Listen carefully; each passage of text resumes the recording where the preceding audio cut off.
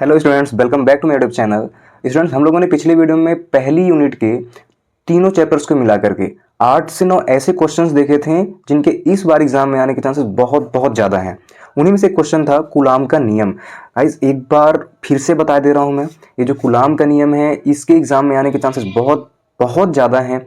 तो बिल्कुल भी मिस मत करना इसको।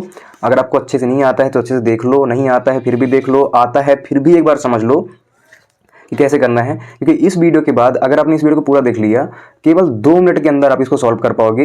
देखते हैं कूलाम का नियम कहता क्या है कि दो आवेशों के बीच लगने वाले आकर्षण या प्रतिकर्षण बल का परिमाण उन आवेशों के परिमाणों के गुणनफल के अनुक्रमानुपाती तथा उनके बीच की दूरी के वर्ग के व्युत्क्रमानुपाती होता है।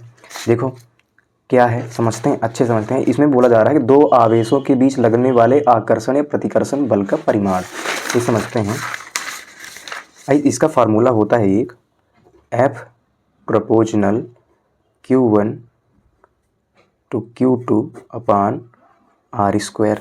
ठीक है, इसमें क्या है, बोला जा रहा है कि दो आवेशों के बीच लगने वाले आकर्षण या प्रतिकर्षण बल का परिमाण, मतलब दो आवेशों के बीच का जिक्र किया जा रहा है। मतलब कोई दो आवेश हैं, उनके बीच बल लगता है। ये आपको पता होगा, कोई दो आवेश हैं उनके बीच बल बल कार्य करता है। कौन कौन से बल लगते हैं? आकर्षण बल लगेगा या प्रतिकर्षण बल लगेगा। ये कैसे पता चलेगा आकर्षण लगेगा प्रतिकर्षण लगेगा? अगर दोनों आवेश सजातीय आवेश हैं, सजातीय आवेश है तो उनके बीच क्या लगेगा? उनके बीच प्रतिकर्षण बल लगेगा। अगर दोनों आवेश विजातीय आवेश हैं तो उनके बीच आकर्षण बल लगेगा। ये कैसे, जरा समझते हैं। अगर दोनों आवेश धनावेश हैं, सजातीय आवेश कहला गए, दोनों ही धनावेश हैं, प्लस चार्ज दोनों में है, मतलब इनके बीच क्या होगा? प्रतिकर्षण होगा। दोनों ही अगर ऋणावेश हैं, ए भी ऋण है ए भी ऋण है, तो ये सजातीय आवेश ये भी कहला गया। सजातीय मतलब समान आवेश, समान प्रकार के आवेश, तो इनके बीच भी प्रतिकर्षण होगा। अगर ये विजाती हैं, अगर ये प्लस है और ये माइनस है, मतलब ये धनावेश है और ऋणावेश है, अब एक समान नहीं है ना, एक आवेश धनावेश है एक आवेश ऋणावेश है, तो ये अलग अलग हो गए, मतलब विजाती हो गए, तो इनके बीच क्या होगा? आकर्षण बल लगेगा। ठीक है, और अगर ये ऋण है और धन है तब भी विजाती आवेश ही हुए, तब भी आकर्षण बल ही लगेगा। समझते हैं? तो क्या हो रहा है, मतलब इनके बीच में एक बल काम करता है। हो सकता है ये आकर्षण बल लगे, हो सकता है प्रतिकर्षण बल लगे। तो दो आवेशों के बीच लगने वाले आकर्षण या प्रतिकर्षण बल का परिमाण, ठीक है ना, मतलब आपको समझ में आ गया कि इनके बीच एक बल लगेगा, कोई एक बल लगेगा। अभी हमको नहीं पता है कि इनमें कौन से आवेश हैं, तो हमको ये भी नहीं पता कि आकर्षण लगेगा या प्रतिकर्षण लगेगा। इसलिए हम कहते हैं दोनों आवेशों के बीच लगने वाले आकर्षण या प्रतिकर्षण बल का परिमाण क्या होता है? F होता है। मतलब बल तो लगेगा, पर कितना बल लगेगा उसको F से डिनोट कर दिए हमने। फिर अच्छा, ये Q1 Q2 है, ये एक दूसरे से किसी एक निश्चित दूरी पर होंगे, तो उस दूरी को हम R मान लेते हैं, मतलब R दूरी पर है। अब आप लोग को समझ में आ गया कि आकर्षण या प्रतिकर्षण बल का परिमाण, यहां तक क्लियर हो गया। उन आवेशों के परिमाणों के गुणनफल के अनुक्रमानुपाती तथा उनके बीच की दूरी के वर्ग के व्युत्क्रमानुपाती होता है। ठीक है ना। अब ये क्या, यहां समझते हैं। उन आवेशों के परिमाणों, ये Q1 और Q2 क्या हो गया? आवेश हो गए, ये उनका परिमाण हो गया। मतलब आवेश है, पर कितना आवेश है? 1 कूलाम, 2 कूलाम, 3 कूलाम, कितना आवेश कितना है? ठीक है ना। तो कितना उन आवेशों के परिमाणों के गुणनफल के अनुक्रमानुपाती में है। ये जो बल लग रहा था इनके अनुक्रमानुपाती है कि नहीं? आप लोग देखो, यह प्रोपोर्शनल Q1 इंटू Q2 अनुक्रमानुपाती में है। और उनके बीच की दूरी, उनके बीच की दूरी क्या हो गई? R हो गई। उनके बीच की दूरी के वर्ग, क्या लिखा हुआ है भाई? वर्ग लिखा हुआ है, R² लिखा हुआ है। तो उनके बीच की दूरी के वर्ग के व्युत्क्रमानुपाती F कुछ इस प्रकार है ना, नीचे है मतलब व्युत्क्रमानुपाती होगा, ऊपर होता तो अनुक्रमानुपाती। तो उनके बीच की दूरी के व्युत्क्रमानुपाती होता है, यही नियम कह रहा है। फिर से समझते हैं।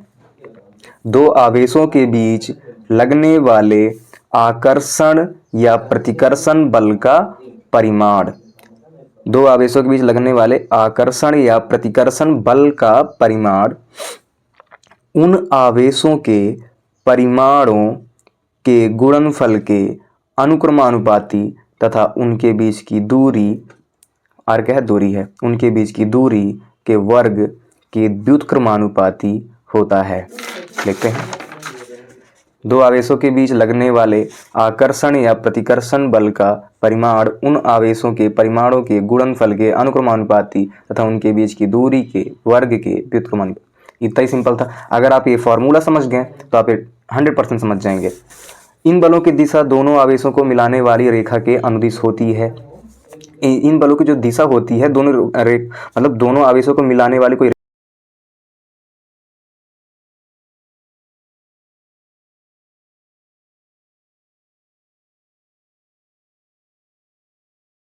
दूरी r है।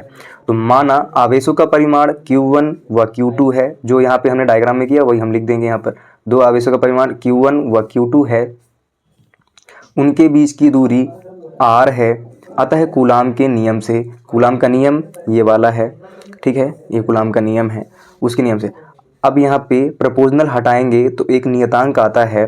तो यह प्रपोजनल की जगह बराबर आ जाएगा के नियतांक हो जाएगा q1 q2 upon r square, as it is लिख देंगे। सिर्फ प्रपोजनल हटा है, के आ गया है। अब के नियतांक का मान भी होता है, नियतांक का मान क्या है 1/4 एप्सिलॉन नॉट, ठीक है ना। अब के की जगह नेक्स्ट स्टेप में अपन कर देंगे 1/4 एप्सिलॉन नॉट। अब बाकी पूरा ज्यों करते हो लिख देंगे, एज इट इज़ लिख देंगे q1 q2 upon r square, ठीक है। हमने 3 स्टेप में क्या किया है, कूलाम का नियम में था proportional q1 into q2 upon r square. Proportional हटेगा, नियतांक आएगा, आप लोग को पता है, तो f इज इक्वल टू के q1 into q2 upon r square आ जाएगा।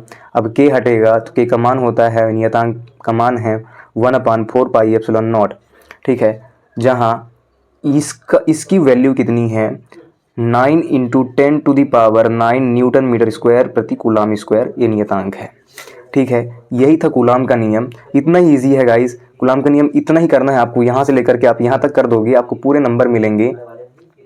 बस आपको कूलाम का नियम समझ लेना है, फार्मूला याद हो गया तो कूलाम का नियम भी बन जाएगा, और बस 2 स्टेप में इसका आंसर आ जाएगा। और एप्सिलॉन नॉट का मान भी ऑब्जेक्टिव में कभी कभी पूछ लेता है, इसलिए ये भी आप समझ के चलो। एप्सिलॉन नॉट का होता है 8.85 × 10⁻12 coulomb square minus upon newton metre square. निर्वात की विद्युतशीलता होती है, निर्वात की विद्युतशीलता का मान पूछ लेता है, एप्सिलॉन नॉट का मान पूछ लेता है, तो आपको लिखना होगा।